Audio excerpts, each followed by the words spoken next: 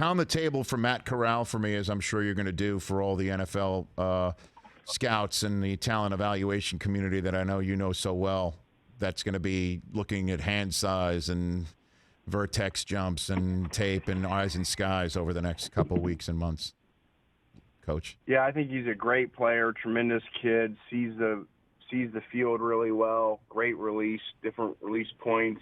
I think hand size, height, that has become less important at the quarterback position. Mm-hmm. You know, everybody was enthralled years ago for the pro style, big, huge, we all want, people that look like Carson Palmer, and now that's changed and all the way back to Russell Wilson, now because of the RPOs and the quick release and not worried about throwing from the pocket so much, with deeper drops, mm-hmm.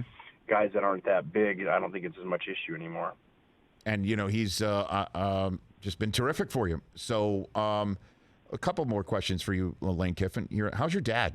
How's he doing? What's going on with him? Good. Thanks for asking. You're welcome. On our staff, and he's working. I just walked by him right before the interview. How cool is that? He's a defensive analyst. Walk me through how his analysis goes for you, will you please? Give me some good stuff. What's going on? He's 81, yep. So he's in there as early as anybody, watching film and he's just unique. He's taking notes in staff meetings. He's just a rare breed. Yeah, man. I spoke to Morrow the other day. He took the UConn job. He's saying his dad's giving him, a lot of 2 cents. What is it like to get it from your dad, Lane? What's that like for you? It's great. I don't get it as much anymore just because I've been, he was on our staff at Tennessee, mm-hmm. USC, FAU here. So I guess that's 4 places now. So I've kind of heard most of it already. What do you mean you've heard most of it? What do you mean? When they get older, they can send. I joke with him. I said, I've heard this story before. He tends to repeat himself a lot. So I kind of heard it over our 4th job together. But that is pretty amazing. That's pretty cool. And so I'll ask you this question. I've asked of so many other people who have been through Alabama. I've asked it mostly of quarterbacks. What's the most angry you ever made Nick Saban, Lane Kiffin? What's the most you ever pissed him off? Well, one of them's documented on film yes. during a game, which was the end of the game, and everybody thinks because we had a turnover at the end of the game when the ball hit the receiver in motion and he lost his mind on me.